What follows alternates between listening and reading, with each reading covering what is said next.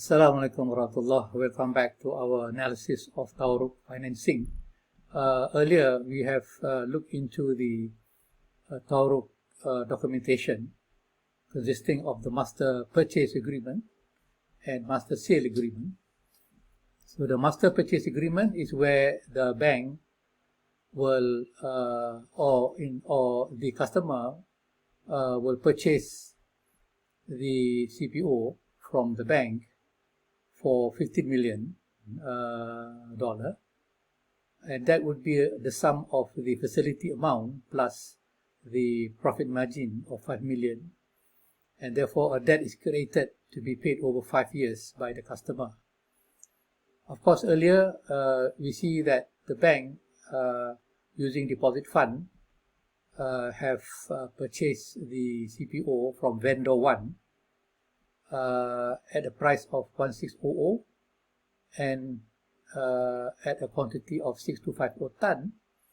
So the total transaction is 10 million, which is a cash payment to the vendor 1. And for the bank to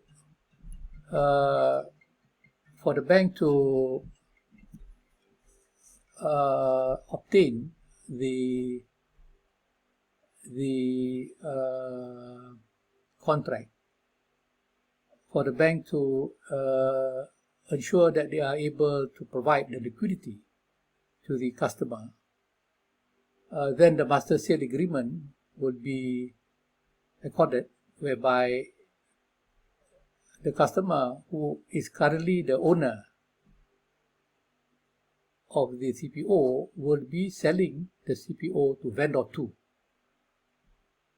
At what price? Now the price will be set at the same price as the MSA CPO price, because the total amount of CPO will not be changed, because that is the amount that the customer have taken possession from the MPA, which is 6250 ton. And therefore, when we see the sale of 6250 ton multiplied by 1600 per ton, and therefore the customer is able to sell the CPO for $10 million cash, and therefore he will be able to acquire the liquidity that is intended for him to purchase the property from the developer. So everything will go fine, meaning that at the end of the day, the bank will be able to recover the total payment of 15 million over 5 years, and the customer is able to pay the developer a sum of 10 million to finalize the purchase of the property, and that is how the Tawaruq arrangement will be able to facilitate the banking business of Tawaruq financing.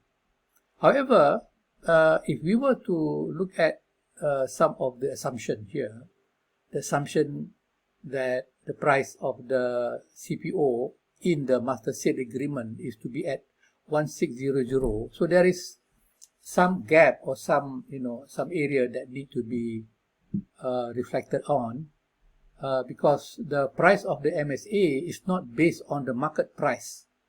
So if the MSA is taking place on a certain date where the market price is maybe above 1600 or below 1600, then the proceed, the proceed or the cash proceed from vendor 2 will not be at 10 million.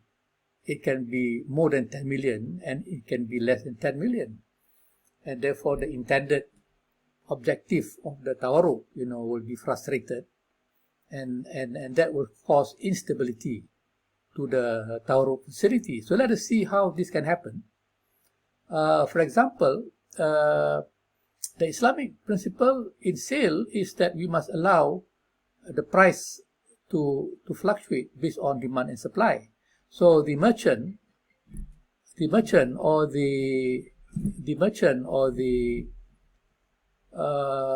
trader do not have control over the price. The price will be dictated by the market, But if the price is to be set by the merchant, then it can be quite futile, because if the price is set above 1600, nobody will come and buy from the merchant.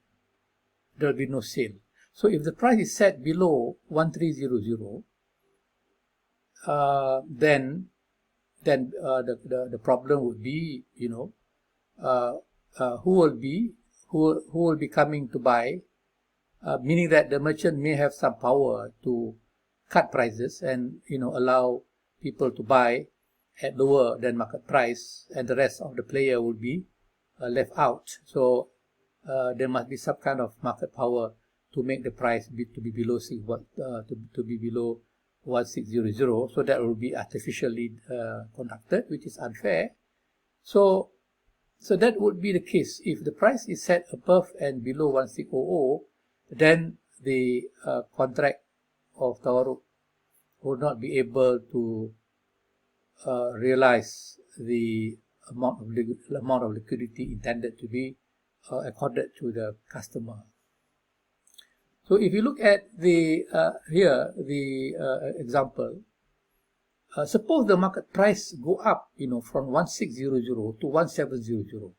What will happen to the MSA agreement? So when the customer sells to the vendor 2 for 1700, the market price, times 6250, then the payment would have to be 10.6 million, which is higher than what was intended in the facility, which is 10 million. So the customer will be getting more than planned, basically, and this will upset the bank, who is the party giving the facility. They will be upset, as they have to pay more than the agreed amount of 10 million, which is now higher than 10 million, which is at 10.6 million, but then at a lower cost, of fund, because the 5 million profit charge is based on the 10 million facility, but now based on the MSA using the current market price of 1700, the sale proceed would be at 1.6 million, which is much higher than what was intended at 10 million, and at the same time, the cost of fund is not based on 10.6 million, it is based on the 10 million facility, and therefore this will upset the system, and it will cause the system to be a bit unstable, and that is why when the price is set based on the market movement, that it will somehow disrupt the Tawaruq system. But then we have to be very clear here that in Islam, when we look at sale and purchase or al-bay', it must be based on market movement. The price must be based on demand and supply. It cannot be based on certain collusion or coercion of party to control the price so as to hurt the other traders and merchants, so as to ensure justice, as what al-bay' is trying to amplify over the system of riba. Alright, so we can stop here, and we can look at later on another example where the price may have fallen below 1600. Thank you very much. So I'll see you again. Don't forget to comment and to share and to subscribe. Assalamualaikum.